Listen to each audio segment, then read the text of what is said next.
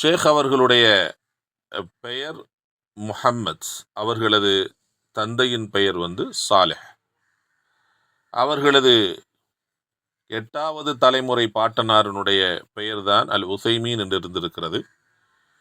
எனவே இவர்கள் முஹம்மது இப்னு சாலிஹ் என்கிற பெயரை விட இப்னு உசைமீன் என்ற பெயரை கொண்டு இவர்கள் மக்களுக்கு மத்தியிலே பிரபல்யமாக இருக்கிறார்கள். ஷேக் அவர்கள் ஹிஜ்ரி 1347, அதாவது 1929 ஆண்டு மார்ச் மாதம் 9ஆம் தேதி, ரமதான் மாதம் 27ஆம் தேதி இரவு மன்திகத் கசீம்ங்கிற ஏரியா பகுதியில் இருக்கக்கூடிய உனைசா என்கிற ஊரிலே பிறந்தவர்கள். இன்று அது ஒரு மிகப்பெரிய பேரூராட்சியாக, மிகப்பெரிய நகரமாக இருக்கிறது. ரியாத்திலிருந்து கசீமுக்கு அருகாமையில் இருக்கக்கூடிய அந்த உனைசாங்கிற ஊரில் அவர்கள் பிறந்தவர்கள். அல்லாமத்து சவுதி, இவர்கள் சவுதி அரேபியா நாட்டில் உள்ள மிகச்சிறந்த அறிஞர்களில் ஒருவர். ஃபகீஹ், மிகப்பெரிய மார்க்க சட்ட வல்லுனர். உசூலி,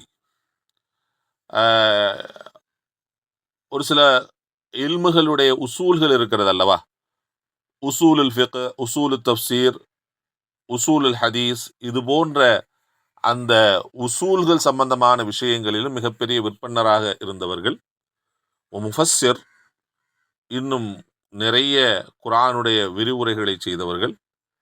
தாஇயத்துன் முரப்பி, அல்லாஹுடைய பாதையில் மக்களை அழைக்கின்ற மிகப்பெரிய போதகராக, கல்வியாளராக இருந்தவர்கள். ஹத்தீப், இதோடு மட்டுமல்ல, அவர்கள் ஹத்தீபாகவும் பிரசங்கம் செய்யக்கூடியவராகவும் இருந்திருக்கிறார்கள். உஸ்தாது ஜாமிஐ,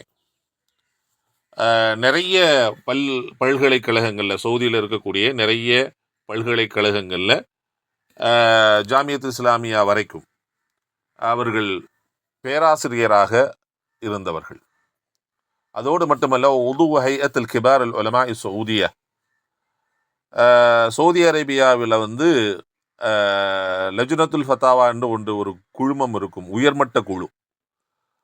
ஃபத்வா வழங்குவதற்காக வேண்டிய அந்த நாட்டின் உயர்மட்ட குழுவாக ஒரு குழு செயல்படும். அந்த குழுவில் ஒரு உறுப்பினராக இவர்கள் இருந்தவர்கள். தங்களுடைய கடைசி காலகட்டத்தில் அந்த குழுவினுடைய தலைவராகவும் இருந்திருக்கிறார்கள். அதோடு மட்டுமல்ல, முதர்ரிசுல் உலூம் ஷர்இய்ய, மார்க்க கல்வி ரீதியான எல்லா விதமான கல்விகளிலும் முதர்ரிஸாக இருந்தவர்கள். மின் அப்ரஸ் உலமா அஸ்ரிஹி, அவர்களது காலகட்டத்தில் மிகப்பெரிய அளவு பேசப்பட்ட மிகச்சிறந்த அறிஞர்களில் ஒருவராக அறிஞர் இருந்திருக்கிறார். இன்றும் அவர்கள் என்ன இருந்திருக்கிறாங்க. இவர்களுடைய ஃபத்தாவாக்கள் மிகப்பெரிய அளவில் தொகுக்கப்பட்டு அது பல பாகங்களாக என்ன செஞ்சிருக்குன்னா வெளிவந்திருக்கிறது.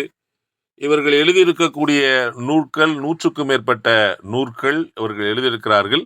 அவர்கள் எழுதிய நூல்களின் 44வது நூலாக அமைய பெற்றதுதான் இந்த முஸ்தலஹுல் ஹதீஸ் என்று சொல்லப்படக்கூடிய இந்த நூல்.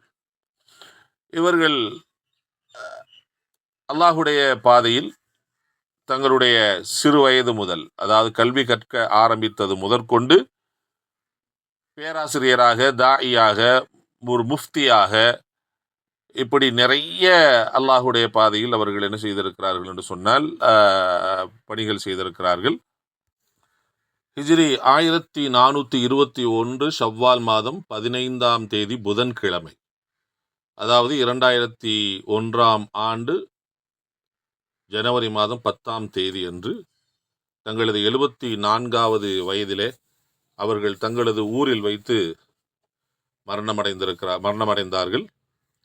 ஆனால் அவர்களது உடல் மஸ்ஜிதுல் ஹராமுக்கு, மக்காவில் இருக்கக்கூடிய மஸ்ஜிதுல் ஹராமுக்கு, பைத்துல்லாவுக்கு கொண்டு வரப்பட்டு அங்கு அவர்களுக்கு ஜனாசா தொழுகை நடத்தப்பட்டு அங்கு உள்ள மக்கா நகரில் உள்ள மக்பரத்துல் அதில், மக்பரத்துல் முஅல்லா அப்படிங்கிறது ஹரம் ஷரீஃபுக்கு ரொம்ப பக்கத்தில் இருக்கக்கூடிய ஒன்று.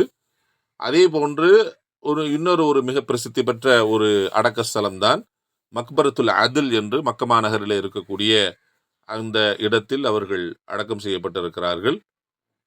அல்லாஹ் சுப்ஹானஹு வ தஆலா அவர்களது மறுமை வாழ்க்கையை சிறப்பாக்கி தந்தருள்வானாக.